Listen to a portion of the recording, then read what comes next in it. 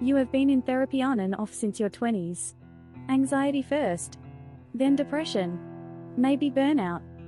You did the worksheets.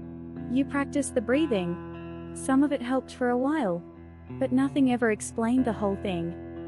Then somewhere in your 30s, you read a description of autism in women, and it fit in a way nothing else had. This is one of the most common ways autistic women in Australia find out. In their 30s or 40s, not as children. Nobody was looking earlier. Two things explain why it gets missed.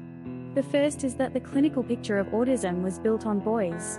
Early research, early checklists, early case studies. Girls who did not match it got called shy, or anxious, or difficult.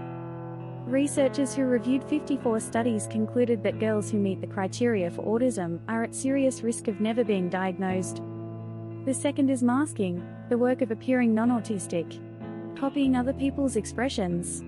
Rehearsing conversations before you have them. Holding eye contact that never feels natural. Laura Hull's research found that autistic adults describe masking as mentally, physically and emotionally draining. Many said they had lost track of who they were underneath.